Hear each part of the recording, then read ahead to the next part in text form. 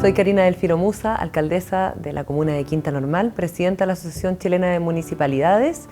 Soy nacida, criada y vivo en la comuna de Quinta Normal y este es, por cierto, el desafío más bonito y más grande que he asumido en mi vida.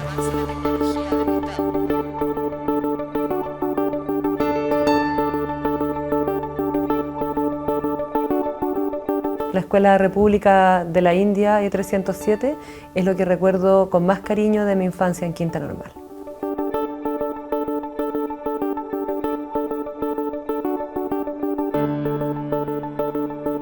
Mi familia la integra mi mamá, mi papá, mi abuelita, mi pareja y una chorrera de perros y gatos que tengo conmigo.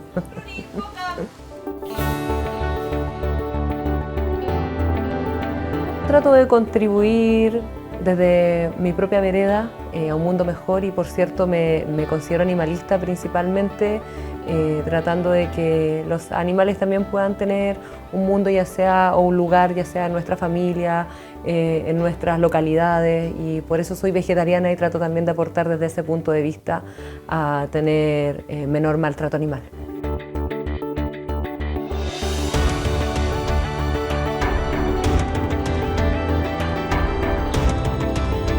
Cuando pienso en un deseo para Quinta Normal, pienso en una comuna mejor, una comuna más tranquila, una comuna que pueda resguardar la vida de barrio, que pueda recuperar sus espacios públicos, una comuna donde los vecinos y vecinas de Quinta Normal puedan transitar tranquilos y puedan vivir muy bien.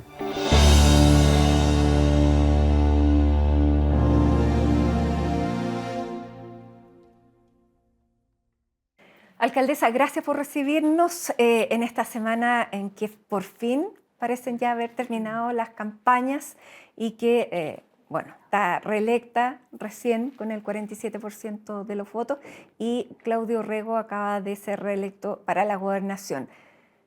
¿Cómo fue la campaña y cómo se sale después de todo este periodo que es intenso y que también tuvo particularidades? Mira, yo siempre le digo a todos los que me conocen que a mí me gusta estar en campaña. Creo que es un momento como que uno tiene mucho contacto con las personas. A mí me gusta harto el terreno. Hablar, obviamente, de los problemas, de los dolores de la ciudad, en el caso como de la gobernación regional, pero también en el caso de la alcaldía, de finalmente dónde las personas están poniendo los énfasis, de la construcción de programas, de proyectos. Yo creo que son bonitas las campañas cuando uno las enfoca de esa manera. Ahora, evidentemente, estamos viviendo un momento político sumamente complejo y yo creo que es bueno que finalmente liderazgos como el del Claudio Rego, pero también otros liderazgos de alcaldes y alcaldesas hayan salido triunfadores después de una campaña de tanto desprestigio. Yo creo que esos discursos que incitan al odio, que son violentos, que en el fondo no proponen nada, se vieron derrotados en tanto las campañas del alcalde y alcaldesa y concejales, como en la campaña de gobernadores regionales. Y yo creo que eso está bien en el fondo. O sea, finalmente como la buena forma de hacer política, yo creo que es la gran ganadora de estas elecciones, tanto municipales como regionales. Pero tenemos al lado en Argentina un presidente que ganó con ese tipo de discurso. Donald Trump también fue reelecto, o sea, la gente ya sabía a lo que iba y fue reelecto. Y Francisco Rego conecta con un tipo de ciudadano que probablemente a lo mejor no es todo el porcentaje que votó por él, porque hay un porcentaje que en una elección binaria va a votar ideológicamente por el sector al que pertenece, pero hay una identificación con un tipo de chileno que está encarnando él. ¿Y qué les dice eso? Mira, yo creo que el voto obligatorio también nos pone un desafío, porque en el fondo a lo mejor muchas de esas personas antes no iban a votar en el fondo, por también tener como desconfianza hacia la política, apatía política, y en el fondo hoy día esas personas están votando y se están manifestando. Y muchas de ellas a lo mejor votan o por Francisco Rego o por los republicanos en la elección de concejales y concejalas. Yo espero que el día de mañana no lleguemos a Milei y no lleguemos a Trump. Que en el fondo ellos finalmente encarnan un sentir ciudadano que los hace finalmente ser vencedores.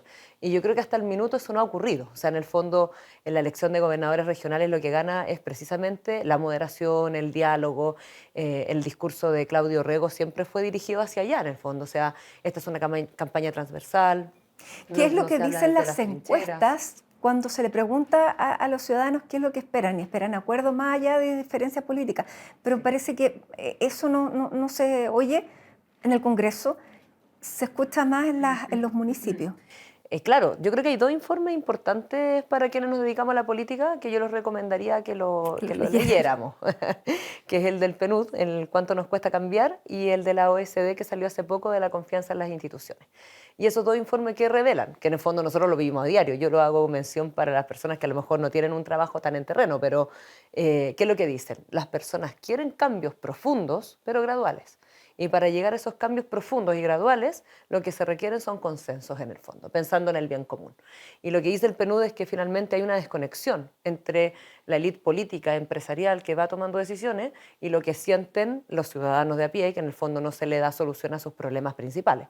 Y el de la confianza en las instituciones lo que dice finalmente es que el Poder Judicial y el Poder Legislativo están ambos muy desprestigiados por parte de la ciudadanía y que los gobiernos locales y las policías son más confiables para la ciudadanía. Y yo creo que hay que sacar lecciones de eso. O sea, yo creo que el Congreso tiene que estar más en terreno, conectar con la ciudadanía y no pelearse finalmente todo el rato. O sea, uno cuando va al Congreso, a mí me ha tocado ir pocas veces, pero uno ve pelea tras pelea tras pelea. Yo creo que esté la prensa 24/7 en el lugar también hace mal, porque en el fondo pelean quién saca la mejor cuña y finalmente hay una desconexión con los problemas reales de las personas. ¿Y qué es lo que sienten las personas? Que en esa pelea nada se soluciona. Y yo creo que eso es la antítesis de lo que pasa en los gobiernos locales. O sea, en el fondo nosotros tenemos todos los días problemas. Yo te pongo un ejemplo, yo recibo audiencias de vecinos comunes y corrientes todos los días jueves, todo el día jueves, recibo cerca de 30 audiencias y vamos solucionando cosas que a ellos les van afectando en los barrios y les vamos cambiando la vida a las personas, aunque sea lo mínimo o en lo máximo. O ¿Contenta sea, con la reelección entonces? O no, sea, estoy más allá, feliz. por el tipo de trabajo me refiero. No, estoy feliz. Yo siempre digo como, no sé si tendría un trabajo como tan gratificante como el que hoy día tengo. O sea, nací en Quinta Normal, Para vivo una en Quinta vocación de Normal. socióloga, además. Además, estudié sociología, por fin puedo aplicar mi profesión de alguna manera, pero yo estudié en una escuela pública de acá, en la escuela de 307 de República de la India, nací en el ex hospital Félix Bulnes, vivo en la comuna, toda mi familia es de acá, entonces en el fondo, imagínate lo que significa para mí y quizás para tantas personas también que me acompañan en este proyecto, que son de Quinta Normal, en el fondo transformar la comuna en el cual toda la vida creciste, naciste y soñaste. Entonces, no, estoy feliz. Alcaldesa, la conocimos públicamente en el 2006 para la Revolución Pingüina. Y uno hubiera pensado que después de todo ese, esa exposición con esa generación, em, lo que cabía o lo que era más pensable era que fuera a militar a lo que hoy es el Frente Amplio. ¿Por qué el Partido Socialista? Mira, yo fiché en el Partido Socialista a los 17 años y tengo 35 años. O sea, llevo cerca de 18 años militando en el Partido Socialista. Eh, yo me sentía socialista desde antes de ser militante. Cuando yo ingresé al movimiento estudiantil, yo fui presidenta antes de curso, fui encargada de nivel, entonces tuve como una participación activa antes de ser presidenta del centro de alumnas. Ya conocía socialistas en el movimiento estudiantil y creo que el PS siempre ha tenido una patita en el movimiento estudiantil de militancia de base. La tiene hoy día en las universidades y también en los colegios, por ejemplo. Y me interesé tempranamente en el Partido Socialista y fiché inmediatamente y me puse a hacer la militancia desde ahí. Creo que el Partido Socialista tiene una virtud, que es finalmente estar en los territorios. Yo no solamente militaba en el colegio, también militaba en mi territorio. Y yo creo que esa conexión que tiene el Partido Socialista con la realidad y estar presente en todos lados, no la veo en otros partidos. Entonces, por eso finalmente elegí el Partido Socialista. Pero además, sus más de 80 años de historia, lo que hacen finalmente es tener liderazgos importantes como el de Salvador Allende, como toda la generación de detenidos desaparecidos, ejecutados políticos. Entonces, también yo creo que hay una historia que uno se siente parte de ella. Sin duda. Y los otros liderazgos tenían que ver más con una postura más, no sé si llamarlo elitista, pero más lejana de las bases, más lejana de la gente que se quedó tal vez en la academia o en los círculos de pensamiento más que en la calle? Lo he dicho un par de veces antes, pero yo siento que el movimiento estudiantil del 2006 es un movimiento esencialmente de clase. Yo creo que lo que pone de manifiesto es finalmente necesidades que viven las personas que tienen menos. O sea, surge desde el colegio acuático de Lota, que se llovía, se le llamó acuático porque se llovía y se inundaba, de las periferias de la región metropolitana, porque en algún minuto surgieron nuestros liderazgos, pero detrás de nosotros había mucha gente de colegios que eran muy, muy pobres y muy precarios. Y en el fondo lo que pone de manifiesto es que la educación o la calidad de la educación no dependa de la capacidad de pago de los padres.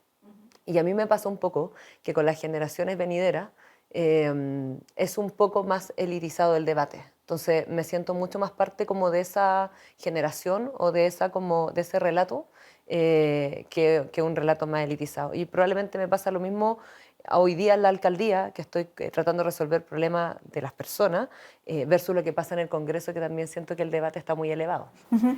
Bueno, y es eso lo que premió la gente, que hubiera cercanía y que la gestión fuera buena. Y que eso es lo que ha pasado con los alcaldes que han ganado, con el gobernador que fue reelecto, que es un mensaje bien concreto. O sea, más allá de cualquier discusión política, lo que quieren es que se solucione el problema. Porque, por ejemplo, ¿cuánto influyó el caso Monsalve en esta elección? Mira, a lo mejor en algunas comunas, pero yo diría que en general las personas decidieron más bien por gestión que por los temas nacionales. O sea, esa es mi impresión, porque yo creo que hay liderazgos muy importantes, que somos parte del oficialismo y que pudimos triunfar en nuestras comunas. O sea, en el caso de Tomás Bodarovich en Maipú, Claudio Castro en Renca, u otros alcaldes y alcaldesas, la alcaldesa Javiera Reyes en Los Espejos, Mauro Tamayo en Cerro Navia, que finalmente yo creo que las personas lo que evaluaron es precisamente la gestión de nuestros 3 años y medio. La campaña es un momento que sirve para proponer lo que viene en los próximos 4 años, pero en rigor yo estoy convencida que las personas deciden por lo que uno hizo durante su gestión más que en el momento de campaña. Bueno, y es bien importante también pertenecer a la comuna y hablar en el lenguaje de las personas, porque también el lenguaje tan identitario distancia, ¿no? O sea, primero yo vivo acá de toda la vida y ahora también.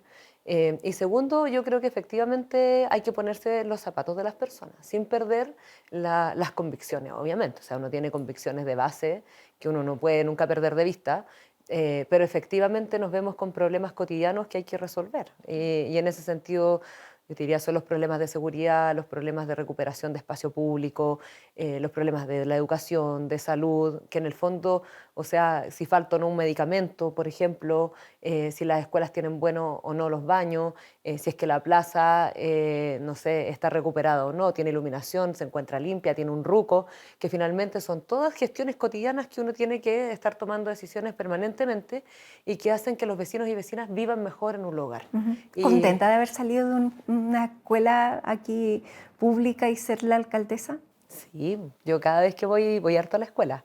Y siempre les trato de decir también a los niños y niñas que estudian ahí que finalmente desde una escuela pública uno también puede cumplir sus sueños. O sea, en el caso mío soy alcaldesa, pero también un niño o niña que sueñe ser otra cosa también lo puede llegar a cumplir. Y cuando jugaba en la casa en el árbol que hizo su abuelo, pensaba, ¿qué es lo que quería hacer Karina Delfino en esa época? Mira, mi abuela siempre dice, mi abuela tiene Alzheimer ahora, pero mi abuela siempre dice, o decía, porque soy muy cercana, fui muy cercana a mi abuelo y soy muy cercana a mi abuelita.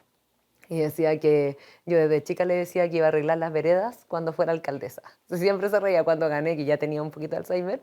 La primera vez siempre se acordaba, entonces le contaba como a mucha gente de esta historia de ir caminando por la calle y decía, no, yo cuando sea alcaldesa te voy a arreglar la vereda. Pero Eh, en la casa en el árbol no tenía vereda. es verdad, tenía una casa en el árbol, la casa de mis tatas, que es una casa grande. No, iba a contar que hasta el día de hoy me junto con mis amigos de la básica. Hay una compañera que dice, bueno, yo siempre le cuento a mis amigos, dice mi compañera, que yo tengo compañeros desde la alcaldesa hasta compañeros que han estado presos. Entonces, en el fondo, yo creo que lo que hace la escuela pública, o el deber en realidad de la educación, pública, es finalmente integrar esos mundos, o sea, encontrarse entre los diversos en el fondo, porque hoy día el problema de la educación es precisamente la extrema segregación que existe en la escuela y que eso obviamente reproduce un sistema de desigualdades en el futuro, pero yo valoro mucho mi escuela pública. Ya, pero en esa línea, para terminar con la segregación, fue que se terminó con el tema precisamente de de la segregación y eso terminó golpeando a los emblemáticos y el Liceo 1 fue tal vez un punto de inflexión en el destino de la pequeña Karina Delfino. Bueno, también lo comenté en el verano de este año 2024, pero yo creo que es súper importante ponernos en el foco de fortalecer la educación pública.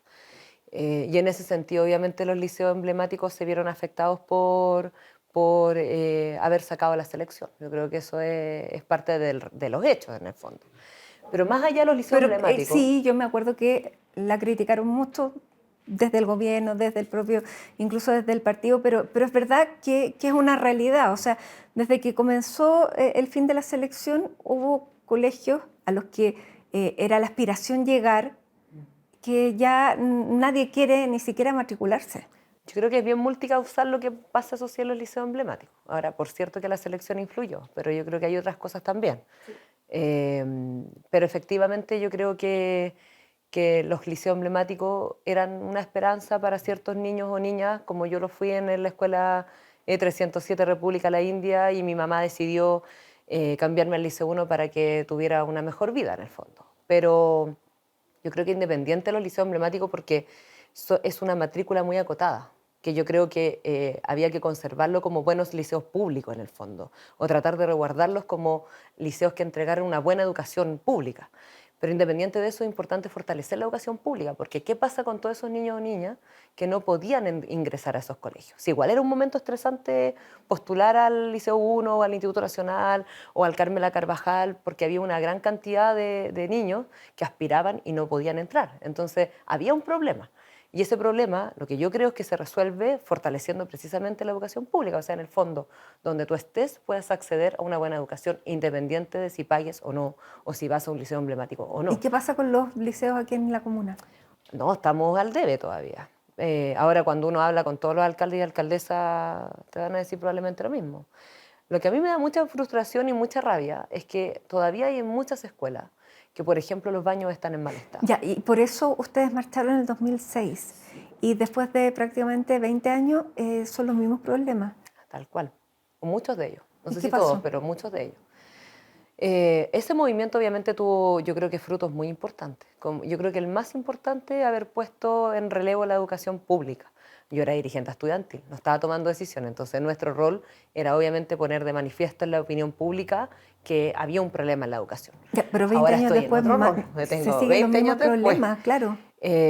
Y yo te diría, bueno, primero el abandono de muchas comunas, alcaldes y alcaldesas que dejaron a la educación a la deriva. O sea, yo lo viví acá en Quinta Normal.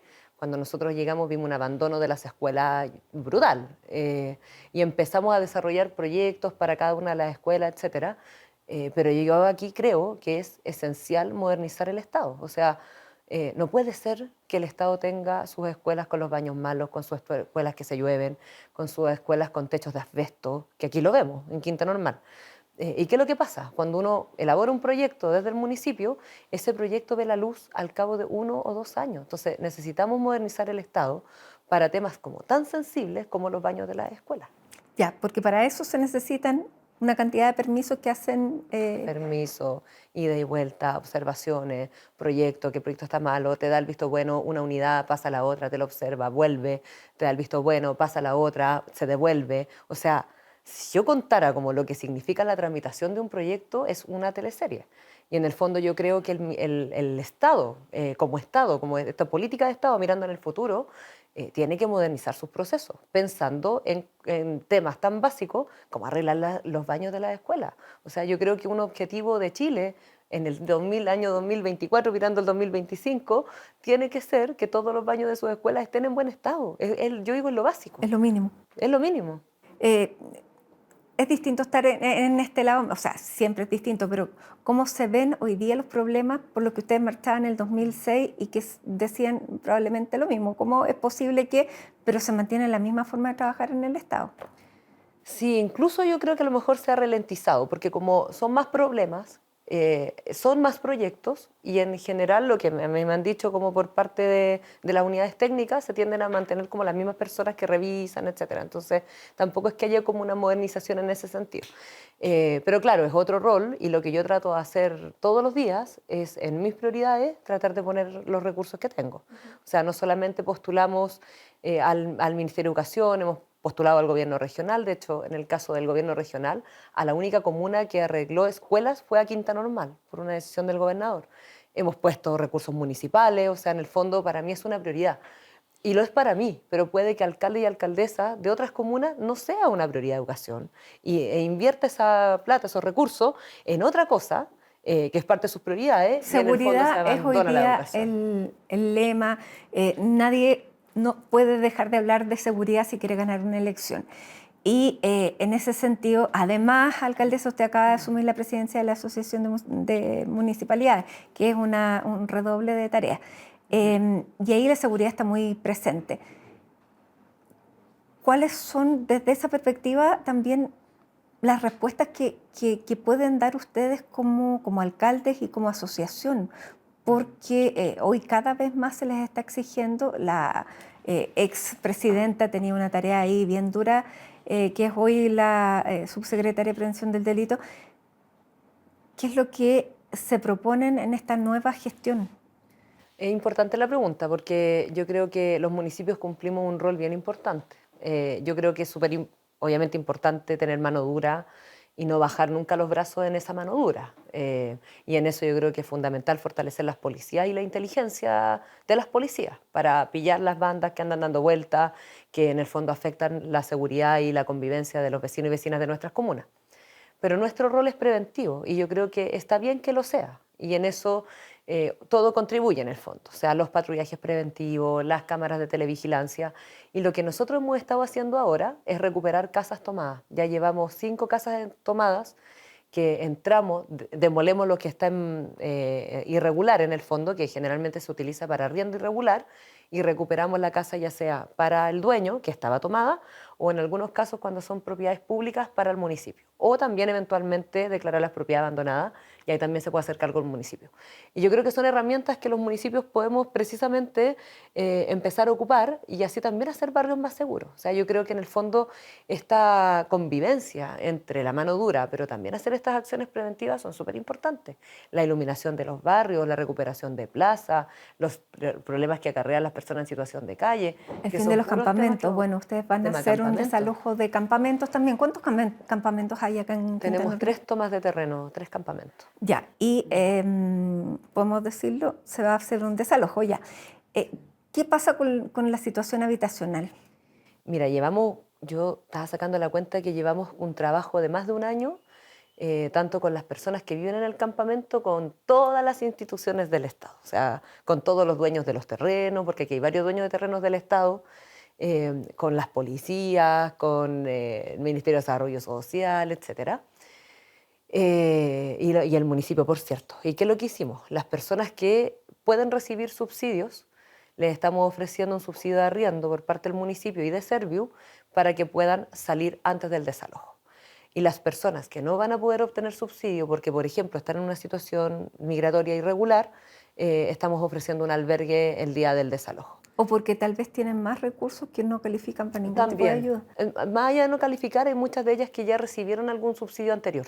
Entonces, cuando reciben un subsidio anterior de una vivienda, también el sistema no los califica en el fondo, como que esa es la calificación.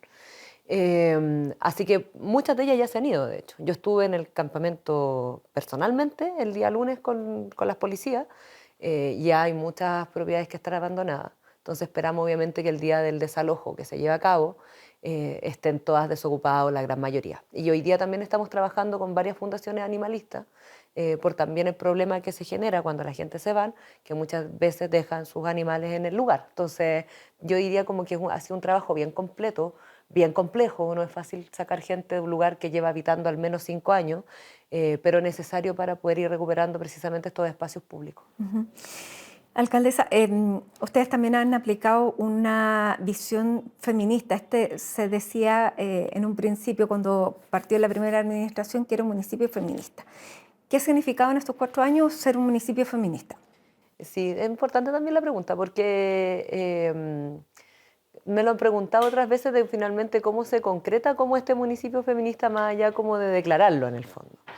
Y yo diría como que cada vez que uno toma como alguna decisión, tiene que tratar de ponerse como en los zapatos de las mujeres. Ejemplo, nosotros llegando a la alcaldía hicimos una encuesta de percepción de lugares de inseguridad en la comuna. Y las mujeres sentían inseguridad en lugares distintos que los hombres. Y yo lo asocio principalmente a los roles de cuidado. O sea, las mujeres van más al CEFAM, a la escuela, a la MUNI, y los hombres tienen un trayecto en general más lineal entre el trabajo y la casa. Y la primera decisión fue iluminar esos sectores donde las mujeres se sentían más inseguras, tanto de violencia común como de violencia de género. Y hoy día ya estamos terminando de iluminar esos lugares donde las mujeres en el fondo determinaron que eran como los más inseguros para ellas. Y por otro lado, estamos creando una red de cuidados. O sea, hoy día los cuidados están en más de un 90% en manos de mujeres y estamos haciendo un acompañamiento a las mujeres que acompañan, o sea, a las mujeres que cuidan. Estamos poniendo profesionales que en el fondo traten de ayudar en ese trabajo y una red municipal que también acompañen a esas mujeres finalmente que cuidan. Y yo creo que esas son acciones concretas que determinan que cuando uno toma las decisiones se pone en los zapatos de las mujeres. Ujú. ¿Cómo le afectó, siendo del Partido Socialista, que hoy el tema sea esta denuncia contra Manuel Monsalve? Porque me imagino que siendo mujer con una postura además feminista, pero siendo además del partido que compartieron mesa incluso de la dirigencia, ¿cómo recibieron esa denuncia? Porque es una denuncia que todavía está en proceso de conocerse muchos antecedentes. Sí. Mira, a mí nunca me tocó compartir con Manuel Monsalve en términos personales, sino que más bien siempre fueron en términos políticos, en la mesa del partido, en instancias partidarias. Obviamente uno lamenta lo que pasa, porque nunca a nadie como militante de su partido quiere tener una denuncia de esta naturaleza. Pero yo ahí creo que es súper importante que las instituciones funcionen. En el caso del Partido Socialista se generó al tiro el distanciamiento de Manuel Monsalve de las filas del Partido Socialista, pero también en la instancia judicial es sumamente importante que se puedan llevar a cabo las investigaciones de manera imparcial y que en el fondo también todos sepamos y veamos que no hay nadie sobre la ley. Yo creo que eso es súper importante en estos temas que son tan complejos. Y Yo también conversaba con una psicóloga que es experta, perita en temas de violencia sexual, y me decía, nadie puede estar por sobre la ley, pero nadie tampoco puede estar bajo la ley. Eh, hay un prejuzgamiento.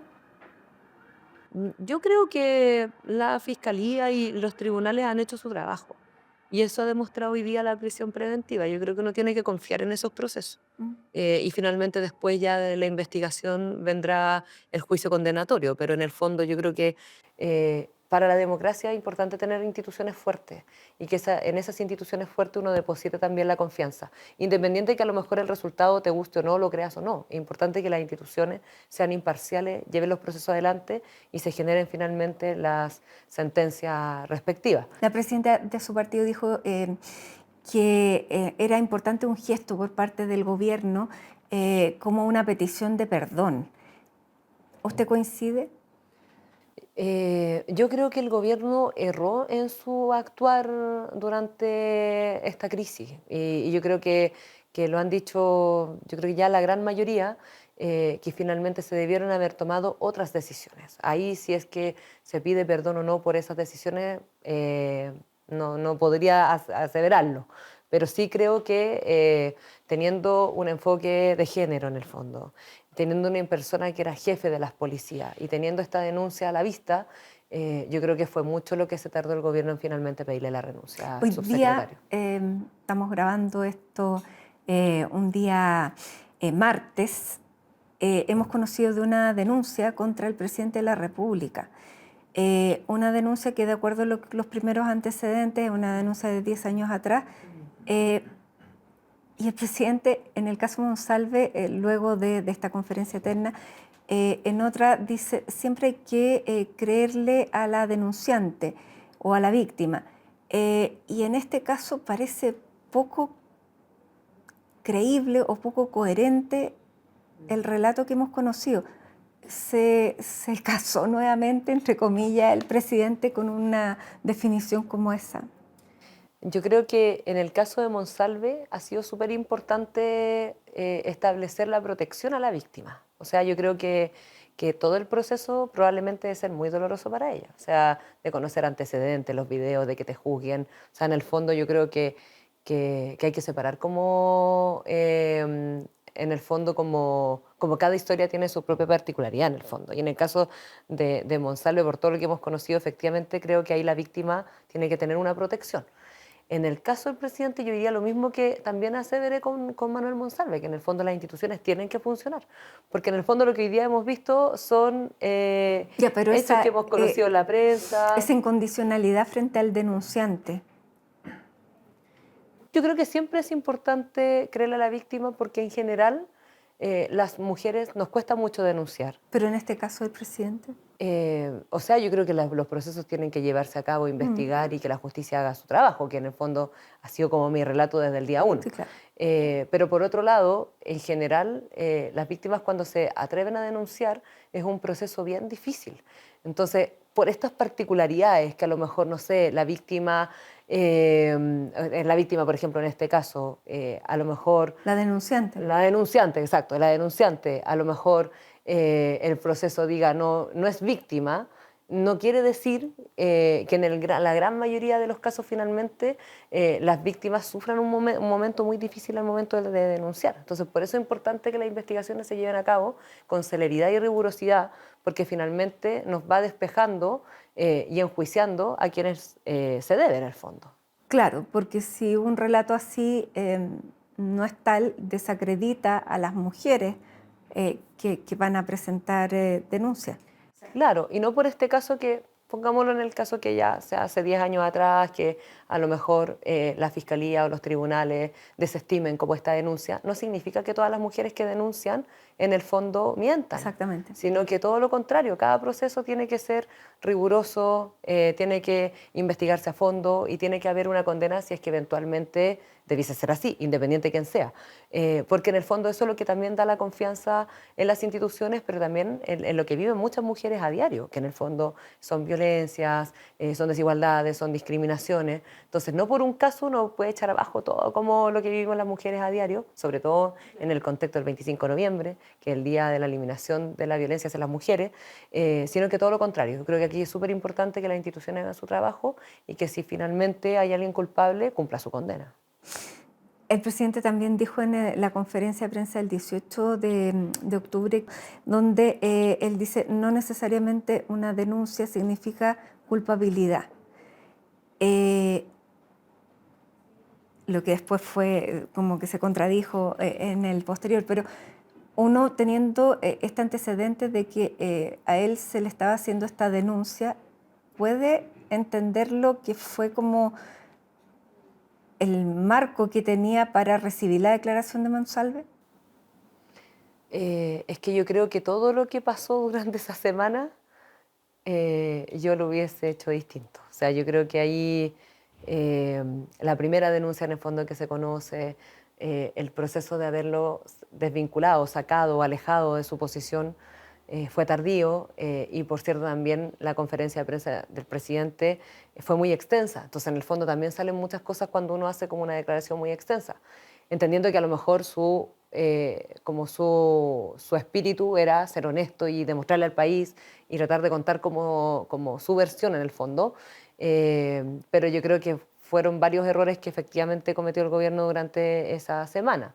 Yo me quedaría con el fondo, y en eso yo creo que es súper importante como insistir en que las instituciones funcionen y en proteger a las víctimas. Yo creo que esas tienen que ser como finalmente yo diría como nuestras herramientas o como decirlo, como en el fondo como cuando uno recibe una denuncia de este tipo. A propósito ahora de lo de Ley Karim también, que estamos como con hartas cosas en los municipios, en el Estado, yo diría como estas son las formas de finalmente tomar decisiones. O sea, que el proceso siga su curso, y proteger a la víctima de no revictimizarla. Claro. El resto ya yo creo que son enredos finalmente que uno dice y no dije y son enredos tras enredos en el fondo. Pero yo creo que acá lo más importante es la protección de la víctima y que el proceso judicial o administrativo sea rápido y sea riguroso en el fondo. Alcaldesa, hoy día conocimos esta denuncia que fue presentada contra el presidente y el abogado del presidente ha dicho que más bien es el presidente el que ha sido víctima de un acoso, porque se construye algo que aparentemente nunca sucedió. Usted vivió una situación de acoso con un vecino de la comuna. ¿Encontró algún paralelismo en lo poco que conocemos de los correos? Mira, aquí yo creo lo primero es que siempre las instituciones tienen que funcionar y la justicia tiene que hacer su trabajo. Y lo digo tanto en lo del presidente como en mi caso. Y obviamente al momento de leer lo que ha salido en prensa al menos, o sea, yo siento como algún tipo de similitud entre eso y lo que a mí me ocurrió. Eh, en el caso mío era un vecino de Quinta Normal que yo nunca conocí, que lo ayudé antes de ser alcaldesa, incluso antes de ser candidata, que armamos una red solidaria y ayudamos a muchas personas en un momento particular a postular a ciertos beneficios sociales. Nunca hablé con él por teléfono ni nada por el estilo. Y durante la campaña, pero yo diría sobre todo cuando gané y asumí, él se creó una historia falsa en su cabeza, que como que éramos pareja o que tenía que estar conmigo. Llegó en algunos momentos al municipio a buscarme en la noche, en la madrugada, hasta que un día llegó a mi casa, grabó un video afuera, etcétera. Pero yo diría como lo más frustrante y triste es que el hostigamiento no es delito. Entonces, cuando él hace como un atisbo de amenaza, finalmente para la justicia fue un momento para efectivamente poder investigarlo y ya formalizarlo y condenarlo en el fondo. Bueno, se generaron la orden de alejamiento, etcétera. Pero son momentos súper difíciles, yo creo, que a lo mejor vivimos las personas que estamos más expuestas públicamente, pero un momento muy difícil. ¿Qué se espera de este año que queda de gobierno, alcaldesa, que es su gobierno? Mira, yo trataría de sacar los temas importantes adelante. ¿Cuáles son los temas importantes? Los temas que finalmente a las personas le interesan. O sea, tratar de resolver de alguna u otra manera los temas de seguridad. Bajar no solamente los homicidios, que es un tema, sino que también los delitos que son de alta connotación pública. O sea, robo de vehículos de manera violenta, portonazo, etcétera. Y por otro lado, yo creo que el gobierno tiene una meta que es importante, que es sacar la reforma de pensiones adelante. Entonces yo lo que haría es tratar de ponerme los objetivos en el mediano plazo, en el fondo, y tratar de que en este tiempo que queda de gobierno sacar o solucionar temas que son de alta sensibilidad a la ciudadanía, como el tema de seguridad, como el tema de pensiones, y gestionar mucho, como lo que yo mismo comentaba, del tema de los baños en las escuelas, el tema de salud, etcétera, que esos son yo creo que gestiones que hay que realizar. ¿Usted cree que indefectiblemente el próximo gobierno va a ser de oposición? Mira, yo creo que con los resultados de la elección municipal y la elección de gobernadores, que finalmente no fue una debacle para nuestro mundo, no quiero decir para el gobierno, pero para nuestro mundo, yo creo que nos da una esperanza en que el camino no está completamente perdido. Yo ¿Y creo cuál es que nuestro mundo yo diría en el mundo diferenciación como... del gobierno? Ah, no, yo lo digo como en general como del centro y la izquierda en el fondo, y en la centroizquierda. Lo digo también por el discurso del gobernador Claudio Rego. O sea, Claudio Rego es un liderazgo transversal, muy enfocado en el territorio, en la gestión, versus Pancho Rego, que venía acompañado por la derecha. Entonces, en el fondo, yo creo que no es todo lo que nosotros englobamos, incluyendo el liderazgo, por ejemplo, de Claudio Rego. Yo creo que no está perdido. Yo creo que una buena propuesta, un buen liderazgo, yo creo que precisamente se puede dar la pelea. Yo creo que lo peor es bajar los brazos y la esperanza es lo último que se pierde.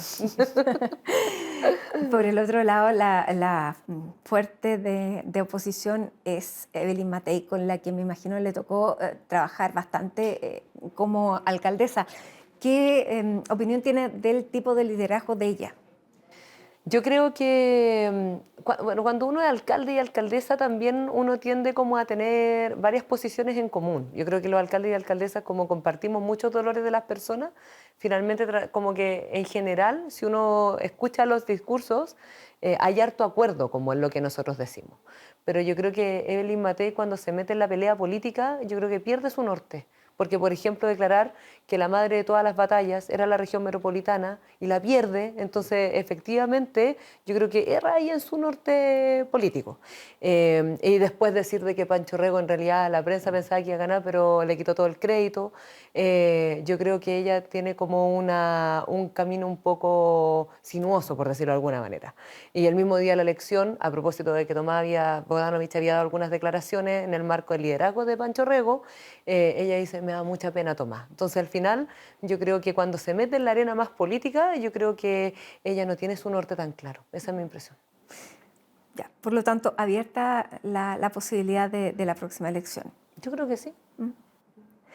Tanto todo eso definido y ya las cosas encaminadas, su generación alcaldesa se está volcando a la familia. Usted es muy cercana de Carol Cariola, también fueron cercanas con la ministra Vallejo. ¿Qué pasa con la vida personal? Porque usted es una mujer joven, y viene de una familia que es una familia chica, porque usted es hija única, por lo tanto, ¿cómo ve esa parte en la vida de la alcaldesa que también, no sé, pues es parte de la vida de la comunidad, porque una alcaldía es más cercana a las familias? ¿Cómo lo ve de esa parte? Mira, yo me crié en una casa muy grande y convivíamos con hartas personas, porque era una casa de mi bisabuela. Y bueno, nosotros vivíamos en una parte de la casa y en la otra parte se arrendaban como piezas para la familia. Entonces me crié con muchos niños. Yo digo como O sea, el a sentimiento buena de hija ver. única no lo Menos tiene. mal, cuando se iban los niños yo me quedaba llorando porque agarraba mucho cariño, obviamente, como esos niños que íbamos al colegio juntos, a veces comíamos juntos, jugábamos juntos y de repente se iban las familias. Y yo lo agradezco harto porque con muchos de ellos me escribo hasta el día de hoy, de esos niños que nos criamos juntos en el fondo. Y lo agradezco harto porque también me da como tener siempre los pies en la tierra. Yo parte como de mis decisiones que tomo acá en la alcaldía, también son pensando en esa niña, en el fondo. O sea, en la Karina como que nació en esa casa, que estudió en una escuela pública, que iba a la plaza y estaba bastante fea, que las veredas estaban malas, y que en el fondo hoy día siendo alcaldesa me permite como ir tomando esas decisiones pensando precisamente en esa niña que nació en un contexto de obviamente no las clases más privilegiadas de este país. Ujú. Y de harto esfuerzo, yo diría, como de harto esfuerzo de mis dos papás. Y bueno, hoy día lo pongo también en esa clave, porque cuando uno está aquí es muy difícil en el fondo hacer vida personal. O sea, yo creo que eso es lo que más se afecta cuando uno tiene como un trabajo de alta demanda. Y yo diría más aún cuando somos mujeres, porque también muchas veces se nos exige más. Entonces también uno dedica mucho tiempo al trabajo. Pero obviamente que me gustaría formar una familia con hijos en el futuro. Y no con uno, ¿o no? Bueno, oye, digo, bueno, lo comentábamos antes, pero es re fome ser hijo único. Es fome ser Así hija es. única, pero es falso todo lo que se dice de nosotros. Así es, porque las dos somos hija única, así que Las dos hay somos que hija proteger. única, pero sí es falso todo eso que se dice, que somos egoístas, que no compartimos, no, y somos personas normales, pero, pero Sí, evidentemente es fome ser hijo único. O sea, me gustaría tener una familia más grande, pero bueno, hay que ver los tiempos, obviamente, cómo se dan. Uno va harto postergando también. Yo cuando era más chica decía, no, yo a los 30 voy a tener mi primer hijo. Cuando llegaron a los 30 y a los 32. Después ya dije, no sé cuándo, como que ya no me pongo fecha porque puede que no la cumpla y se van pasando los años. Ahora, cuando me acompañó Carol a una actividad con personas mayores. Entonces ya tenía guatita y ella habló con las personas mayores y muy grande. Era el Bienvenida Primavera, hizo referencia a su embarazo. Entonces estaban mis papás ahí en el público. Y una señora se confundió de si la Carol era yo o yo era la Carol. Entonces le dice a mi papá, ¡ay, qué bueno que su hija va a ser mamá! Y mi papá, sí, no es mi hija. Era la diputada, no la alcaldesa. ya, Entonces el hay pobre una señal ve ahí. esperanzas cada cierto tiempo, pero bueno, ahí vendrán los tiempos y los momentos que sean precisos, porque que venga cuando tenga que venir. Ya uno cuando se planifica a veces no llega nunca, pero que venga cuando tenga que venir. Exactamente, pero ya el proyecto en pareja por lo menos está. Sí, que eso es importante. Y bueno, está recién partiendo el segundo periodo, pero uno dice, ya, desde lo público, que siempre ha sido lo que le ha gustado, ¿hacia dónde voy? ¿Y cómo se proyecta?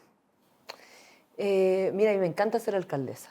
Yo creo que, no, lo comenté Son en una 3 pregunta periodos nomás. anterior, pero sí, no, está bien que haya alternancia, yo digo, porque también después en el acostumbramiento uno comete errores. Pero no, me encanta ser alcaldesa. Yo creo que ha sido como, de todo lo que he hecho, que han sido varias cosas, dirigente estudiantil, presidenta de la Juventud Socialista, fui vicepresidenta del partido, fui, bueno, secretaria ejecutiva del Instituto de Igualdad, como que he hecho hartas cosas. Trabajé un rato de ayudante en la universidad.